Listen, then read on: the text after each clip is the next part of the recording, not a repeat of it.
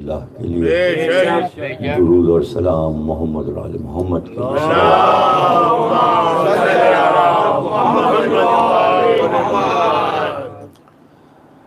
مجالس تفسیر قرآن و ذکر اہل بیت آج 7 رمضان المبارک اور تفسیر کی 7ویں تقریر آپ حضرات سماعت فرما رہے ہیں۔ سبحان اللہ سبحان اللہ۔ سورہ الحم کی تفسیر پیش نظر ہے۔ بسم اللہ الرحمن الرحیم، الحمدللہ رب العالمین، کیا کہنے، الرحمن الرحیم، مالک یوم الدین، سبحان اللہ، ایاک نعبد و ایاک نستعین، اہدنا الصراط المستقیم صراط الذین انعمت علیہم غیر المغضوب علیہم ولا الضالین۔ سبحان اللہ سبحان اللہ، واہ واہ واہ۔ ارشاد رب العزت ہے کہ تمام تعریفیں عالمین کے رب کی ہیں، کیا کہنے، جو رحمان بھی ہے واہ واہ اور رحیم بھی واہ واہ ہے، اور وہی اس روز کا مالک ہے کیا جس دن ساری خلقت اس کے دربار میں پیش کر دی واہ جائے گی۔ واہ، اس دن کا وہی مالک ہے، اور پھر کسی کی کچھ بھی نہیں چلے گی۔ کیا کہنے، کیا کہنے، واہ واہ واہ، سب اپنی اپنی کر چکے اور کر چکیں گے، پھر وہ دن اس کا اپنا دن ہوگا واہ واہ واہ واہ، بے شک، جب مخلوق کو جواب دہ ہونا ہے بے شک، اپنے مالک کے سامنے۔ کیا کہنے، کیا کہنے، اعلان کر رہا ہے کہ یہی میری بڑائی اور بزرگی ہے واہ، کہ سب کو میرے پاس آنا ہے بے شک، اور پیش ہونا ہے۔ اس دن کا مالک میں ہوں، کیا کہنے، واہ، اور یہ کہو اور یہ دعا مانگو اور بار بار کہو کہ ہم اسی کی عبادت کرتے ہیں بے شک، کیا کہنے، جو عالمین کا مالک، واہ واہ واہ واہ واہ واہ واہ، جو عالمین کا مالک ہے، جو محشر کا مالک ہے، جو رحمان ہے، جو رحیم ہے۔ ہم اسی کی عبادت کرتے ہیں اور اسی کو پکارتے کیا ہیں، کہنے، کیا کہنے، اسی سے مدد مانگتے واہ ہیں، واہ واہ واہ واہ واہ، اور یہ کہو کہ ہم کو دین کے سیدھے راستے پر کیا کہنے، باقی رکھ، واہ واہ قائم رکھ، جس کا نام اللہ نے صراط مستقیم واہ واہ واہ واہ واہ واہ، اور یہ بھی کہو کہ ان کا راستہ جن پر تو نے اپنی نعمتوں کو کیا کہنے، کیا کہنے، تمام کیا، واہ واہ واہ جن واہ، پہ اپنی نعمتوں کو اتارا۔ سبحان اللہ سبحان اللہ، کتنا آسان ہے یہ پہچاننا کہ اس امت کے ہادی کون ہیں۔ کیا کہنے، کیا کہنے، نعمت والے لوگ، واہ واہ واہ اللہ نے سب کو نعمتیں نہیں دی ہیں، واہ واہ واہ، عمومی نعمتیں جو ساری مخلوقات کو ملی ہیں وہ تو سب کے پاس ہیں، واہ، سب سانس لے رہے ہیں، سب پانی پی رہے ہیں، سب کھانا کھا رہے ہیں۔ کیا کہنے، کچھ اور نعمتوں کی بات ہو رہی ہے جو صرف پیغمبروں کو ملتی ہے واہ واہ واہ واہ واہ واہ، یا پیغمبروں کے جانشینوں کو ملتی کیا ہے، کہنے، ائمہ کو ملتی ہے یا اولیاء کو ملتی ہے، کیا کہنے، واہ واہ واہ واہ، یہ عوام کو نہیں ملتی۔ کیا کہنے، یہ نعمتیں عوام کو نہیں ملتی۔ کیا کہنے، واہ واہ واہ واہ واہ، اور پھر یہ بھی دعا کرتے رہو اس کے ساتھ ساتھ کہ نعمت والوں کا راستہ ان کا راستہ نہیں جن پر تو بہت وجہ ہے، جن سے تو ناراض ہے، اور یہ وہی لوگ ہیں جو گمراہ ہو گئے، جو راستے سے بھٹک گئے، جو تجھ کو مانتے ہی نہیں، جو تیرے دشمن ہیں، کیا کہنے پروردگار کے دشمن، اللہ کے رسول کے دشمن۔ ایک دن سرکار تشریف فرما تھے اپنی زوجہ ام المومنین حضرت عائشہ رضی اللہ تعالی عنہا کے پاس، کیا کہنے مخاطب کیا اور ان کا جو خاص نام تھا وہ نام لے کر پکارا، کہا حمیرہ میں تجھ کو بتاتا ہوں کہ جب اللہ نے ارادہ کیا کہ زمین پر توحید کا پرچم نصب کیا جائے تو اللہ نے جبریل کو حکم دیا کہ توحید کا پرچم لے جاؤ اور بنی ہاشم کے صحن میں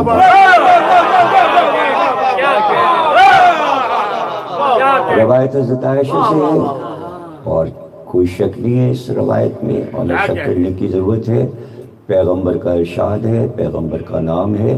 آپ فرماتے ہیں کہ جبریل نے توحید کا پرچم بنی ہاشم کے صحن میں گاڑ دیا، نصب کر دیا، اور پھر فرماتے ہیں کہ جیسے ہی اللہ نے توحید کا پرچم بنی ہاشم کے صحن میں نصب کیا، شیطان نے اپنا پرچم بنی امیہ کے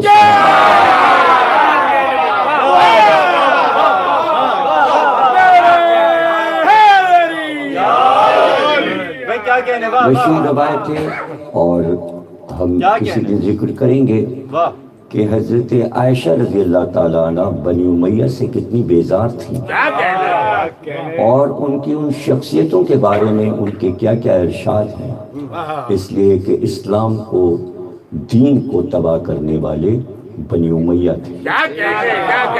اب یہ بات سوچنے اور سمجھنے کی ہے کہ ہم اس پر غور کریں کہ پیغمبر پوری حیات، عیسائی مورخ، ہندو مورخ، یہودی مورخ، سب یہ لکھتے ہیں اور جانتے ہیں کہ پیغمبر نے صرف اپنے خاندان والوں کے فضائل پڑھے، تا حیات اپنے خاندان کے فضائل پڑھے، اپنے اجداد کے فضائل پڑھے۔ اللہ نے قرآن میں رسول اللہ کے اجداد کی تعریف کی اور ان کی اولاد کی تعریف کی۔ کون سی امت کا وہ حصہ ہے؟ اس لیے کہ 72 فرقے ہیں، 72، اور 72 فرقے، میں یہ سمجھتا ہوں کہ دنیا میں 72 فرقے کہیں نہیں آباد ہیں، صرف پاکستان میں آباد ہیں۔ 72 فرقوں کی لسٹ یہاں آباد ہے۔ اب اس میں مشکل یہ آتی ہے کہ ایک بڑا فرقہ اہل سنت والجماعت کا ہے،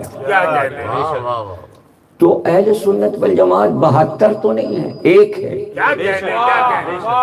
اگر 72 میں اہل سنت شامل ہیں تو ان کو ہٹا کر جو اہل سنت ہیں، جو سنت رسول پر چلتے ہیں، جنہوں نے اپنا نام اہل سنت رکھا ہے، جو حنفی فقہ پر چلتے ہیں، اس کے علاوہ اگر 71 دشمن اہل بیت ہیں تو اہل سنت کو برا نہیں ماننا چاہیے۔ سوال یہ ہے کہ 71 فرقے اگر اہل بیت کے دشمن ہیں تو 72واں فرقہ اہل سنت اپنے کو اس میں شامل کیوں کر لیتا ہے؟ میں ان تقریروں میں یہی میسج دوں گا کہ اہل سنت جو کہ اہل بیت کا احترام کرتے ہیں وہ 71 سے الگ ہو جائیں، اس لیے کہ 71 میں وہ بھی شامل ہیں جو مولا علی کو گالیاں دیتے ہیں، اور اہل سنت یہ کہتے ہیں کہ ہمارے چوتھے خلیفہ ہیں۔ تو آپ ان 71 سے دوستی کیوں رکھے ہوئے ہیں؟ آپ ان کے ساتھ اٹھتے بیٹھتے کیوں ہیں؟ آپ ان کے ساتھ کھاتے پیتے کیوں ہیں؟ اپنے کو الگ کیجئے، اپنے کو الگ کیجئے، اس لیے کہ وہ دن آنے والا ہے کہ جب ان خارجی فرقوں کو، ان نازبی فرقوں کو اس پاکستان کی اسمبلی کو کافر قرار دینا پڑے گا، اس لیے کہ وہ توہین رسالت کرتے ہیں، اور توہین رسالت سب سے بڑی یہ ہے کہ جس سے رسول پیار کریں آپ اس سے بیزار ہو جائیں۔ سنت کے معنی یہ ہیں کہ رسول جس سے محبت کر رہے ہیں آپ بھی محبت کیجیے، ورنہ آپ نے کو سنت کہنا چھوڑ دیجیے۔ سنت پہ عمل کا مطلب یہ ہے کہ جب بنی ہاشم کی تعریف سرکار کر رہے ہیں تو آپ بنی ہاشم کے عاشق رہیں، آپ عیب نہ تلاش کرتے پھریں۔ اگر 71 فرقے بنی ہاشم میں عیب تلاش کر رہے ہیں تو اہل سنت الگ ہو جائیں اور کہیں کہ نہیں ہم آپ کے ساتھ اس میں نہیں ہیں، ہم اس میں نہیں ہیں۔ حضرت عبد المطلب سرکار دو عالم کے دادا، نحن آل اللہ، ہم ہیں اللہ کی آل،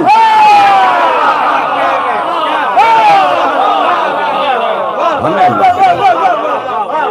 اور پیغمبر فرما رہے ہیں کہ ہمارے دادا یہ کہتے تھے، اور عبد المطلب یہ کہتے تھے ہماری دشمنی کسی کو راس نہیں آتی، اے عربوں اگر تم نے ہم سے دشمنی کی تو اللہ ان کی نسلوں کو مٹا دیتا ہے، ان کے گھروں کو ویران کر دیتا ہے، ان کے گھروں کو برباد کر دیتا ہے، اس لیے کہ یہی گھرانہ تو کوثر ہے، اسی سے تو اسلام کی بہار ہے۔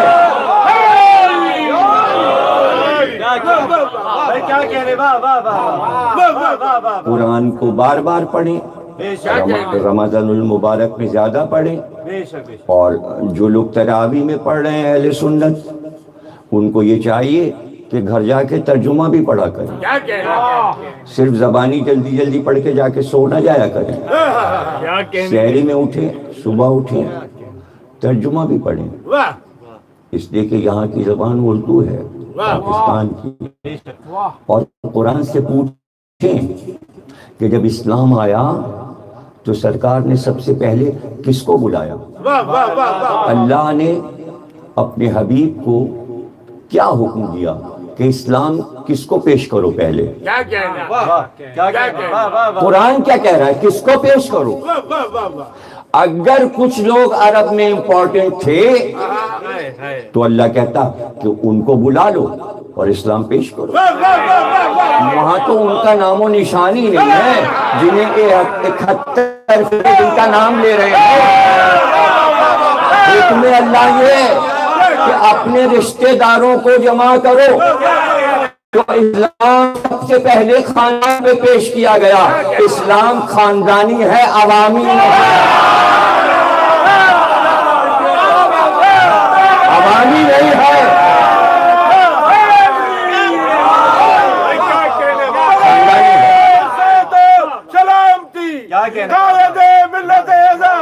حضرت علامہ ڈاکٹر ضمیر اختر نقوی، نعرہ سلوات۔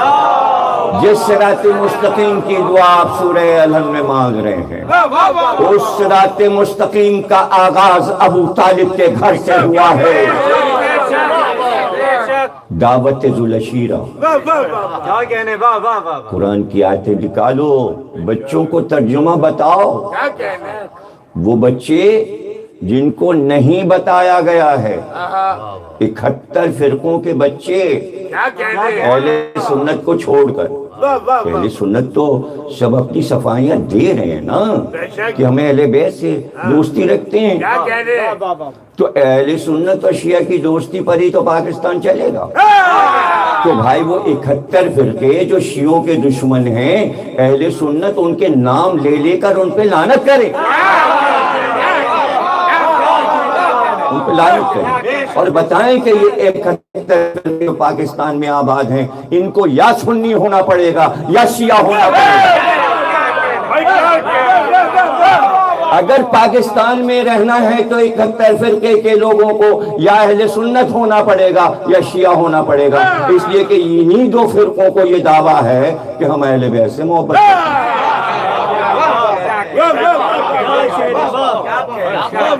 اتحاد کی ایک صورت میں نے پیدا کر دی ہے، جبکہ اس دور میں بہت مشکل ہے کہ اتحاد کی بات ہو سکے۔ اس کو میں دہراتا رہوں گا، تاکہ جنہوں نے نہیں سنا پھر سنیں، جو نہیں سن پائے وہ سن لیں، جو نہیں سن پائے وہ سن لیں، اور اس پیغام کو آگے بڑھائیں۔ تو پاکستان رہے گا، ورنہ ٹوٹ پھوٹ میں دیر نہیں لگتی۔ یوں بنگلہ دیش ہوا اور یوں ہو گیا، اور گزر گیا۔ سن 71 میں ہوا تھا، اس کے بعد کیا ہوا اور پھر اس کے بعد کیا ہوا۔ اتحاد کی باتیں کریں گے تو یہ جتنا ملک ہے یہ باقی رہ جائے گا۔ اب اس میں اضافے کی گنجائش تو ہے نہیں، مجھے تو نہیں نظر آ رہا ہے کہ یہ پھیل کے بڑا ہو سکے گا۔ تو کم از کم اگر اسے نئی نسل بڑا نہیں کر سکتی تو چھوٹا تو نہ ہونے دے۔ تو کم از کم شیعوں کی طرف سے تو یہ بات ثابت ہو جائے کہ ہم اس کی بقا چاہتے ہیں، تو اہل سنت بھی اعلان کریں کہ بقا چاہتے ہیں، لیکن بقا بغیر اہل بیت کے نہیں ہے، بغیر اجداد پیغمبر کے دین و ایمان کے ذکر کے نہیں ہے۔ نہ ویسا کسی کا ایمان جیسا عبد المطلب کا ایمان۔ اللہ نے قرآن میں سورہ فیل اتار کر جیسے سرکار کے پردادا جناب ہاشم کا ایمان کہ جن کے لیے اللہ نے سورہ قریش اتارا اور گنوایا کارگوں تم پر، یہ جو نبی ہے تمہارے اوپر آیا ہے مبعوث ہوا ہے، اس کے دادا کے احسانات ہیں، روٹی کھلائی ہے، سب سے بڑا احسان تو رزق دینا ہے پاکوں کے دور میں۔ وہ دور سخاوت کا، جس کی سخاوت کی ضمانت قرآن لیتا ہوں۔ جناب ہاشم کے ایک بیٹے جناب عبد المطلب ہیں، ایک اور بیٹے جناب عبد المطلب کے جناب اسد ہیں، 10 یا 11 سال کے تھے۔ تو ان کا ایک پڑوس میں دوست تھا، ایک دن اس دوست سے اسد نے پوچھا رونے کا کیا سبب ہے؟ تو اس نے کہا کہ ہمارے گھر میں کئی دن کا فاقہ ہے اور کھانے کے لیے نہیں ہے۔ یہ وہ دور ہے کہ جب قحط پڑا ہوا تھا، اور جب عرب میں قحط پڑتا تھا تو صورتحال یہ ہوتی تھی کہ وہ لوگ قبیلے والے جن کے پاس جانور تھے وہ اپنے جانوروں کو لے کر آگے بڑھ رہے ہوتے تھے کہ کہیں کوئی چراگاہ نظر آ جائے، کوئی نخلستان نظر آ جائے، کوئی برساتی پانی کا گڑھا نظر آ جائے تو ہم اپنے جانوروں کو پانی پلا سکیں یا ان کو کچھ ہم دانہ پانی کھلا سکیں اور خود بھی کچھ کھائیں۔ لیکن نہ انسانوں کے لیے نہ جانوروں کے لیے جب قحط پڑتا تھا تو سب قحط پڑتا تھا، اور پھر جب کوئی چراگاہ نہیں ملتی تھی اور ان کو غذا نہیں ملتی تھی نہ اپنے لیے نہ جانوروں کے لیے، تو اس رسم کا نام کافروں نے رکھا تھا احفاد۔ الف بڑی ہے فے الف دال، اور کرتے یہ تھے کہ گڑھا کھود کر پورا قبیلہ اس کے اندر بیٹھ جاتا تھا اور اپنے خیموں کو اوپر سے اوڑھ لیتے تھے اور کہتے تھے یہی ہماری قبر ہے، اور اس کے اندر وہ دفن ہو جاتے تھے، اور صحراؤں میں سوکھی ہڈیاں اور ڈھانچے نظر آیا کرتے تھے اس لیے کہ وہ قحط میں مر جاتے تھے۔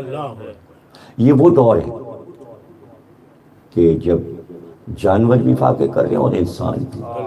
تو جناب اسد اپنی والدہ کے پاس آئے اور انہوں نے کہا کہ اگر آپ کے گھر میں کچھ تھوڑا سا آٹا ہو تو دے دیجیے۔ تو جتنا بھی آٹا تھا ان کی والدہ نے یعنی کہ سرکار دو عالم کی پردادی نے وہ آٹا اسد کو دے دیا، اور اسد نے اپنے دوست کو جا کر دیا اور کہا اپنی والدہ سے کہو، اپنی ماں سے کہو کہ روٹیاں پکائیں اور کھانے کو دیں۔ جب جناب ہاشم گھر میں آئے تو اسد کی والدہ نے ان کو یہ واقعہ بتایا کہ آج اسد بہت پریشان تھا اس لیے کہ اس کے دوست کے گھر میں فاقہ تھا اور وہ فکر مند تھا، تو کچھ آٹا وہ لے گیا ہے اور اس نے اس کو دیا ہے۔ بس اسی وقت جناب ہاشم نے یہ طے کیا کہ اب ہم عربوں کو بھوکوں نہیں مرنا۔ یہ ہے سورہ قریش کی تفسیر، ایلاف قریش۔ اللہ کہتے ہیں ہم نے ایلاف بنایا ہاشم نے ایلاف، اللہ کہتا ہے ہم نے بنایا۔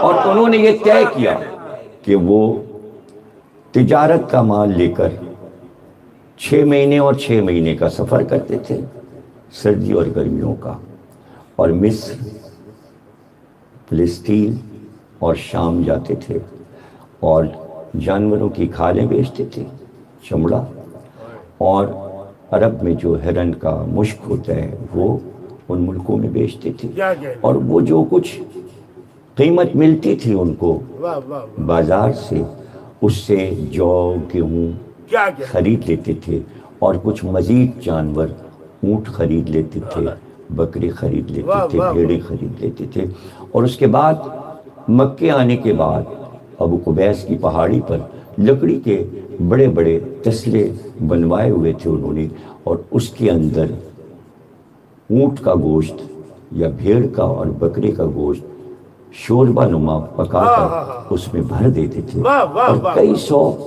تسلے رکھ دیے جاتے تھے دسترخوان بچھا کر، اور تنور لگا دیا جاتا تھا، اور اس تنور میں روٹیاں پکتی رہتی تھیں، اور وہ روٹیاں آتی جاتی تھیں، تو ہاشم اپنی آستینیں چڑھا کر ان روٹیوں کو چورا کرتے۔ ہاشم لقب ہے، اور ہاشم لفظ حشم سے ہے، ایک حشم تو بڑی ہے سے جاہو حشم، یہ حشم ہے، اسی سے لفظ ہاشم ہے۔ ہاشم کہتے ہیں اس کو جو روٹی کو چورا چورا کر دے، اس لیے ان کا لقب ہو گیا کہ یہ روٹی کا چورا چورا کرتے تھے تو لوگ انہیں ہاشم کہنے لگے۔ یہ سخاوت کی اصطلاح تھی عرب میں، ہر ایک کو ہاشم نہیں کہا جاتا تھا، اور پھر اس شوربے میں وہ چورا روٹیاں ڈال کے دونوں ہاتھوں سے اس کو ملاتے تھے، اور ملا کر بہترین غذا تیار کرتے تھے، اور پھر پکار کرواتے تھے نقیبوں سے کہ مکے میں پکار کرو، دسترخوان تیار ہے، اور راتوں دن یہ دسترخوان جاری رہا، اور اس کے بعد جب سب کھا چکتے مکے والے سیر ہو کر، تو کھانا ویسے ہی پڑا رہ جاتا تھا جو بچتا تھا، تو پھر پرندے آتے تھے اور آ کر اس دسترخوان، پھر کچھ جانور آتے تھے، ہرن، بکریاں، اور وہ اسی دسترخوان پہ کھایا کرتے تھے۔ تو اس زمانے میں جن عرب کے شعراء نے جناب ہاشم کے قصائد لکھے، اس میں یہ کہا کہ تیرا جیسا سخی ہم نے دنیا میں نہیں دیکھا، کہ انسان تو انسان تیرے دسترخوان پہ پرندے کھانا کھاتے، جانور کھاتے۔ تو انہی ہاشم کے بیٹے اسد تھے، اور انہی اسد کی بیٹی فاطمہ بنت اسد تھی، جو مولا کائنات کی والدہ گرامی ہے، اور یہی اسد حضرت علی کے نانا ہے۔ تو اسد بھی ہاشمی ہے، عبد المطلب بھی ہاشمی ہے، ہاشمیوں میں پہلا رشتہ ہوا کہ دلہن بھی ہاشمی ہے اور دولہا بھی ہاشمی، طالب بھی ہاشمی۔ تو کہتے ہیں کہ پہلی اولاد عربوں میں نجیب الطرفین، شجرے والی، جس کا شجرہ پاکیزہ، اور عرب جس کے شجرے کی قسم کھاتے ہیں، وہ شجرہ آ کر ختم ہو رہا ہے ہاشم پر اور اسد اور عبد المطلب پر۔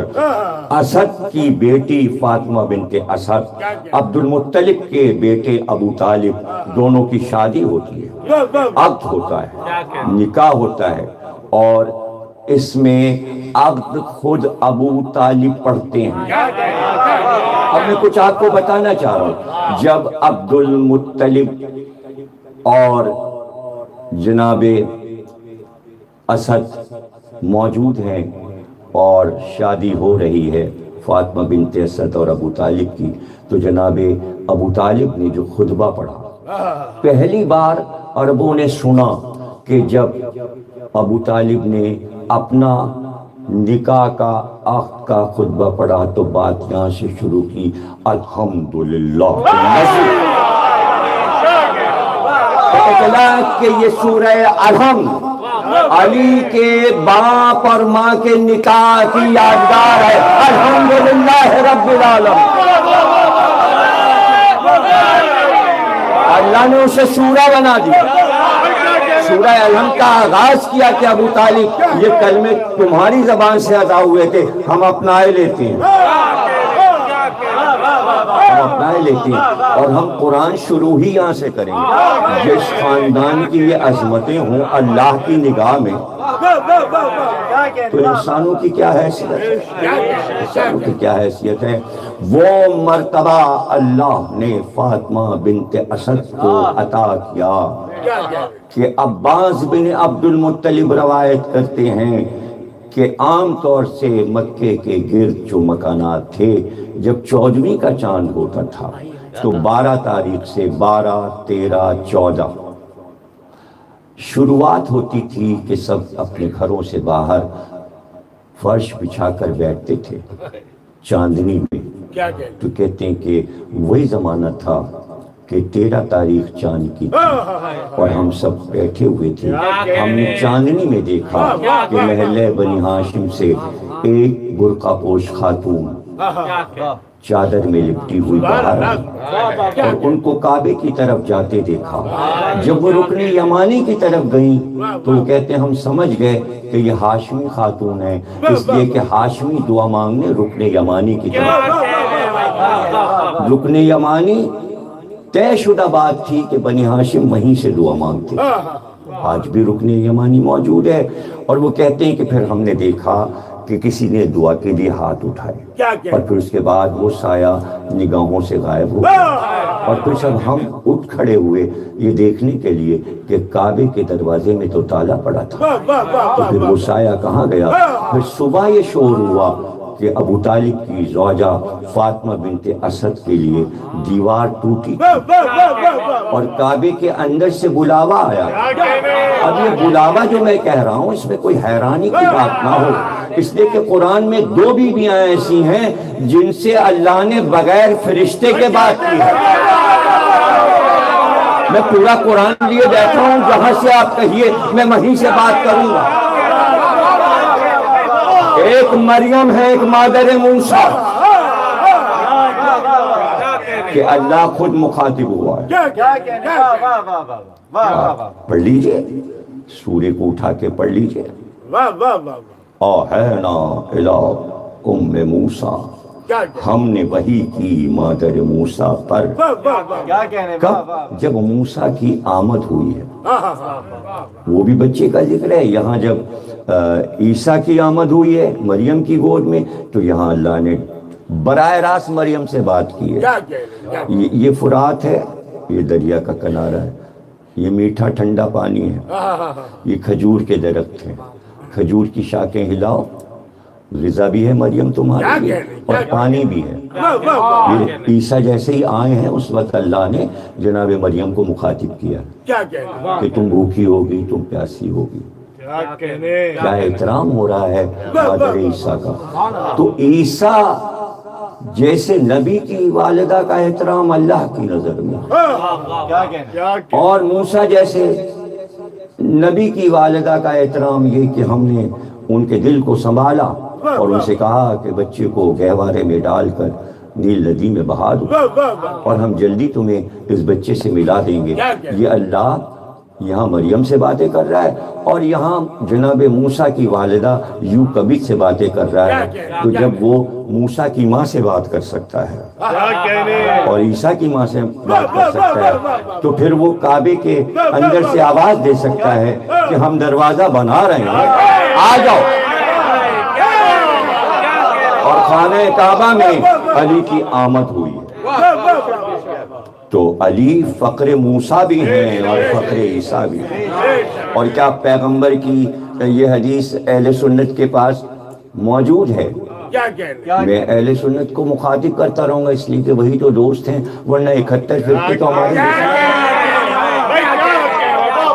بھائی علی کی فضیلتوں میں اہل سنت اور شیعہ برابر ہیں۔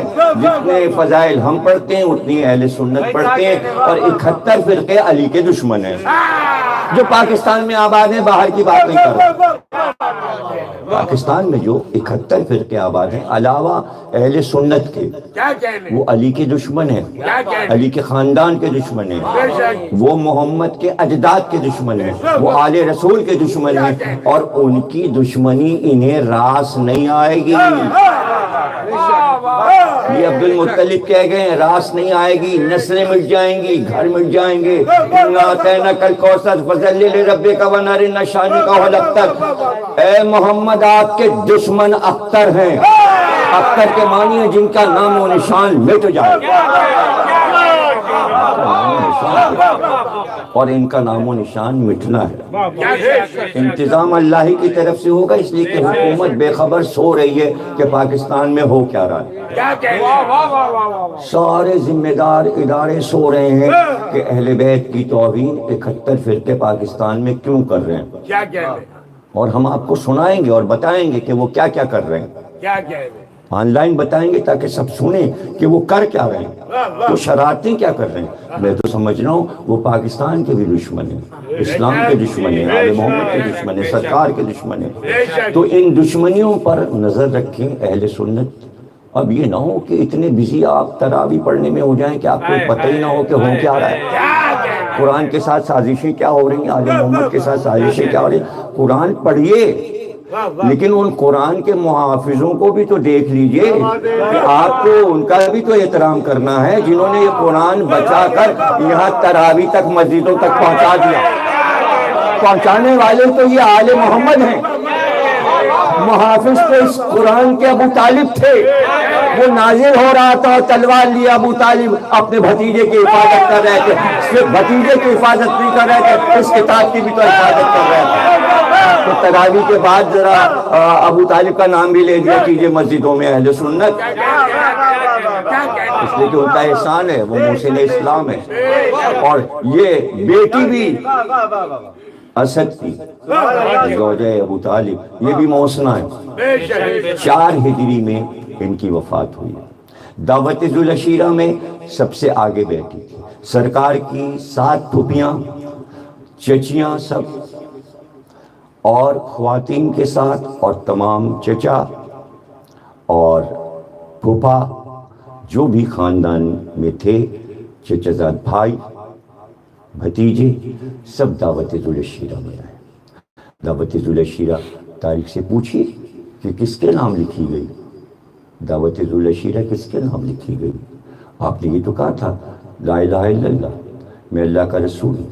جو آج وعدہ کرے گا کہ اس دین کو آگے بڑھانے کے لیے، پھیلانے کے لیے، جو وعدہ کرے گا کہ میری مدد کرے گا، میں آنے والے دور میں اس کو اپنا جانشین، اپنا خلیفہ، اپنا وزیر بناؤں گا. تو علی تو تھے جو اٹھے تھے اور کہا تھا کہ میں آپ کا ساتھ دوں گا اور میں وعدہ کرتا ہوں کہ آپ کے اس کام میں برابر سے حصہ لوں گا. کیا دعوت ذوالعشیرہ کو 71 فرقے قرآن سے نکال دیں گے، تاریخ سے نکال دیں گے؟ پہلی آواز جو آئی ہے نصرت دین کے لیے وہ علی کی ہے. علامہ اقبال پاکستان کا خواب دیکھنے والے، مسلم اول شہ مرداں علی. اقبال کہتے ہیں مسلم اول، وہ پہلا مسلم. آج سب اپنے کو مسلم کہلوا کے ناز کرتے ہیں، یہ تو بتاؤ پہلا مسلم کون ہے؟ علی. کیسی عظیم تھی وہ ماں جس نے علی کو پالا. بات ماں کی ہوتی ہے جب بیٹا کارنامہ کرتا ہے، تو جب سب سے بڑا زندگی کا کارنامہ کیا اور خیبر کے در کو اکھاڑ کر مرحباً ترک کے سر اتارے، تو اسی وقت تو یہ رجس پڑا تھا میری ماں نے میرا نام خیبر رکھا. میری خیبر کا انتخاب ماں کے نام.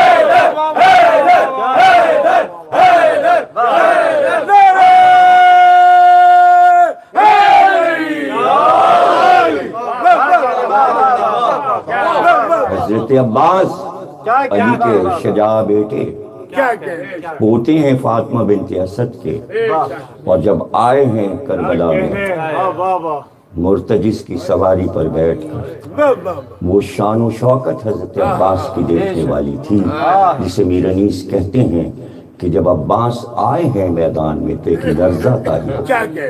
صرف میدان میں نہیں، انیس کہتے ہیں ملک عرش کے پائے کو سنبھالے. کہتے ہیں ملک عرش کے پائے کو سنبھالے، گیتی کو خدا آج تباہی سے کیا غزوہ خندق میں بہے خون کے نالے، ہے خلائے خیبر کے یہی توڑنے والے، نقشہ نظر آ جائے گا پھر جنگ احد کا، ہوتا ہے لڑائی پہ چڑھا بنت اسد کا، ہوتا ہے لڑائی پہ چڑھا بنت اسد کا۔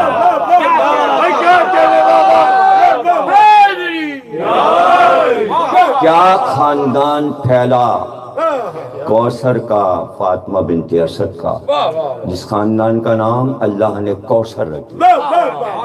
ایسی ماں ایسے بیٹے جناب عقیل، بیٹی ام ہانی، سب سے بڑے بیٹے عقیل، ان سے 10 سال چھوٹے جعفر، سب سے بڑے بیٹے طالب سے 10 سال چھوٹے عقیل سے 10 سال چھوٹے جعفر سے 10 سال چھوٹے علی سب سے آخری اولاد ہے۔ کیا معلوم قدرت کا کیا فیصلہ تھا کہ جناب خدیجہ کے 3 بیٹے ہوئے اور وفات پا گئے، گود خالی ہو گئے۔ اور جب قبرستان سے سرکار آئے اور خدیجہ اور محمد سر جھکائے بیٹھے تھے، گھر تو ایک ہی تھا، ایک ہی گھر تھا ابو طالب اور عبداللہ کا، اسی گھر میں ابو طالب دلہن بنا کر، بہو بنا کر خدیجہ کو لائے تھے، اسی گھر میں تو محمد کی پرورش کی تھی ابو طالب نے، چچی نے پالا تھا، سرکار کو پالا تھا، چچی سے اتنے مانوس تھے کہ زانوں پہ سر لے کے لیٹ جاتے۔ فاطمہ بنت اسد بالوں میں اپنی انگلیاں پھیرتی، بچپن سے گود میں فاطمہ بنت اسد نے بھتیجے کو کھلایا کہ گھر میں کھجور کا درخت تھا۔ جب محمد اپنے پیروں سے چلنے لگے اور میرے بھی بیٹے طالب اور عقیل ہوئے تو میں جب پھل گرتے تھے تو میں نے کئی کٹورے رکھے ہوئے تھے، ان میں کھجوریں اٹھا کر کٹوروں میں رکھ کر ایک طاق پہ رکھتی تھی۔ جب محمد اپنے جارمنوں کو لے کر واپس جنگل سے صحرا سے آتے تھے تو سیدھے اس جگہ پر جاتے تھے اور اپنی غذا اٹھا کر کھاتے تھے۔ جب میں کھجوریں چن لیتی تھی تو اس کے بعد محلے کے بچے آتے اور ان کو پتہ چل جاتا کہ میں نے اپنے حصے کی اٹھا لی ہیں تو وہ محلے کے بچے کھجوریں لے جاتے تھے۔ وہ انتظار کرتے تھے جب تک میں کھجوریں نہیں چن لیتی تھی، محلے کے بچے کھجوروں کو ہاتھ نہیں لگاتے۔ ایک دن میں اپنے کاموں میں اتنی مصروف تھی کہ میں حصہ لگانا بھول گئی، لے کر صحرا سے واپس آئے تو سیدھے اس جگہ گئے جہاں میں ان کے کھانے کے لیے کھجوریں رکھتی تھی۔ جب وہاں پہنچے تو دیکھا کہ وہ پیالہ خالی تھا اور کھجوریں نہیں تھیں، تو میں شرمندگی کے مارے اپنی آنکھوں پر اپنا ہاتھ رکھ کر لیٹ گئی۔ تو انہوں نے یہ سمجھا کہ چچی سو رہی اور انہوں نے مجھے نہیں اٹھایا، میرے بھتیجے نے مجھے نہیں اٹھایا۔ لیکن جب وہ ادھر گیا تو میں بہت ہی اندر سے شرمندگی محسوس کری تھی کہ آج میرا بھتیجا بھوکا رہ جائے گا۔ لیکن وہ کہتی ہیں کہ پھر جب دیکھا کہ پیالہ خالی ہے تو مجھ سے نہیں پوچھا، نہ میرے قریب آئے، درخت کے پاس آئے اور درخت کی طرف دیکھ کر کہا ہے درخت محمد بھوکا ہے۔ جیسے محمد نے یہ کہا درخت سے پھل ٹپکنے لگے۔ جب شام کو ابو طالب آئے تو فاطمہ بنت اسد کہتی ہیں میں نے اپنے شوہر سے کہا، میں نے اپنے وارث سے کہا کہ والی و وارث آج عجیب واقعہ ہوا، محمد کے لیے میں کھجوریں رکھنا بھول گئی تھی۔ تو وہ درخت کے پاس گئے، انہوں نے درخت کو مخاطب کیا تو درخت سے پھل گرنے لگے۔ عجیب میں نے ماجرا دیکھا ہے۔ تو ابو طالب نے کہا بھتیجے کو تھوڑی پال رہی ہو، رسالت کو پال رہی ہو، یہ تمہاری گود میں رسالت پل رہی ہے۔ یہ ہے فاطمہ بنت اسد کا مرتبہ، یہ ہے ابو طالب کا مرتبہ۔ اب اس سے بڑا مرتبہ مجھے تو امت میں کسی کا نظر نہیں آتا کہ مسجد میں سرکار بیٹھے تھے اور مولا کائنات علی بن ابی طالب آئے اور کہا والد گرامی کی وفات ہو گئی۔ تو آپ اٹھ کھڑے ہوئے اور دوست سے ابا اتاری اور کہا کہ علی تمہاری نہیں میری ماں نے وفات پائی ہے، میں آپ چلوں گا اور میں خود سفر آخرت ان کا اپنے ہاتھوں سے انجام دوں. اور جب فاطمہ بنت اسد کا جنازہ تیار ہوا تو آپ نے اپنی ابا اتار کر بیویوں کو دی اور کہا فاطمہ کو میری ابا اڑا دو. اس لیے کہ جب میں محشر کا حال بیان کر رہا تھا تو میرا خطبہ سننے کے بعد چچی نے کہا تھا کہ محشر کا یہ عالم ہوگا کہ سب محشر میں آئیں گے. تو میں نے چچی سے کہا تھا کہ یہ ساری خلقت کے لیے میں نے بیان کیا ہے. آپ تو میری آل میں ہیں, آپ میرے خاندان میں, جہاں میں ہوں گا وہاں آپ ہیں. تو چونکہ یہ ذکر کیا تھا اس لیے میں نے اپنی ابا ان کو اٹھا دی تاکہ جب وہ محشر میں آئیں تو میرے لباس میں آئیں. ان کے جسم پر جو پردہ ہو, چادر ہو, وہ میرے ابا کی چادر ہو. اور جب فاطمہ بنت اسد کا جنازہ اٹھا تو آپ بار بار جنازے کو رکواتے تھے اور کہتے تھے جنازے کو روکو, جنازے کو روکو. لوگوں نے پوچھا تھا کہ آپ بار بار جنازے کو منزل کیوں دلوا رہے تھے؟ تو کہا اتنا اشتہام ملائکہ کا تھا کہ ملائکہ یہ چاہتے تھے کہ وہ فاطمہ بنت اسد کے جنازے کو کاندھا دے. تو میں رکتا تھا تاکہ جو فرشتے کاندھا دے چکے ہیں وہ ہٹ جائیں اور دوسرے فرشتے آگے بڑھ کر ان کے جنازے کو کاندھا دیں. جس بی بی کے تابوت کو فرشتوں نے کاندھا دیا ہو, کیا کہنا. اور پھر جو آپ تلقین سنتے ہیں, یہ تلقین یہیں سے شروع ہوئی ہے. سنت رسول ہے تلقین پڑھنا کہ جب دفن کر دیا, قبر بن گئی تو آپ سرہانے بیٹھ گئے اور اس کے بعد آواز آئی تو لوگوں نے پوچھا تھا بعد میں کہ کیا گفتگو آپ کر رہے تھے؟ تو کہا جب فرشتے گفتگو کر رہے تھے میری چچی فاطمہ بنت اسد سے, اور جب ملائکہ نے پوچھا آپ کا رب کون ہے تو انہوں نے جواب دیا وحدہ لا شریک. پوچھا کتاب کیا ہے؟ انہوں نے کہا قرآن. نبی کون ہے؟ کہا محمد میرے نبی ہے. لیکن جب فرشتوں نے پوچھا تمہارا امام کون ہے تو وہ چپ ہو گئی. تو میں نے ان سے کہا, اس لیے وہ چپ ہو گئی کہ ان کا بیٹا ہی تو ان کا امام ہے. اور وہ سوچنے لگی کہ میں اپنے بیٹے کو امام میں کہوں یا نہ کہوں, میں تو ماں ہوں, میں تو ماں ہوں. تو میں نے کہا چچی کہیے کہ آپ کا امام علی ہے, کہیے کہ آپ کا امام علی ہے. تو میں یہاں پر یہ رسول اللہ نے خود یہ واقعہ سنا ہے, تو میں یہاں پر یہ کہا کرتا ہوں کہ جب علی کی ماں کو ولایت علی کی گواہی دینی پڑی ہے قبر میں تو امت کیا چیز ہے, مقصر کیا ہے اور شیعہ کیا ہے اور سنی کیا ہے, سب کو ولایت علی کی گواہی دینی. یہی تو صراط مستقیم ہے جس کا سورہ الحمد میں ذکر ہو رہا ہے. تو میں یہ کہوں گا کہ بہت دھوم سے جنازہ پیغمبر نے اٹھوایا ہے. آج یہ اسی مدینے میں آپ کی بیٹی زہرا کا جنازہ اٹھ رہا ہے, لیکن چند افراد جن کو بی بی نے کہا ہے صرف وہی ہیں. لیکن جب تابوت سیدہ باہر برآمد ہوا تو اندھیری رات تھی تو علی نے ایک مشل جلا دی تھی. اس مشل کی روشنی میں تابوت کا جو سایہ پڑ رہا تھا تو دروازے تک جب جنازہ آیا تو ایک چھوٹی بچی 6-7 سال کی جس کے بال بکھرے ہوئے تھے, اماں خدا حافظ کہتی ہوئی جنازے کے ساتھ آ رہی تھی. پتہ یہ چلا کہ یہ سیدہ اور علی کی بیٹی زینب اپنے ماں کے جنازے کو رخصت کر رہی تھی. لیکن میں یہ کہوں گا کہ جب زینب نے جنازے کو رخصت کیا ہے ماں کے تو وہ لوگ تھے, وہ بیویاں موجود تھیں جو زینب کو گھر میں لائیں اور اپنے گلے سے لگا رہی تھی. ہائے مگر کربلا میں بھائی کا جنازہ پڑا تھا, نہ کوئی سید سجاد کو گلے لگانے والا تھا, نہ کوئی جناب سکینہ کو اٹھانے والا تھا جو حسین کے لاشے پہ پکار رہی تھی بابا سکینہ آپ کو پکار رہی. بار لاش عبادت کو قبول فرما, ہمیں کوئی غم نہ دینا سوا ہمیں حسین کے بات محمد اور آل محمد. ماتم حسین جناب اسد آغا صاحب نوحہ پیش کریں گے. آپ حضرات نوحہ سماعت فرمائیے.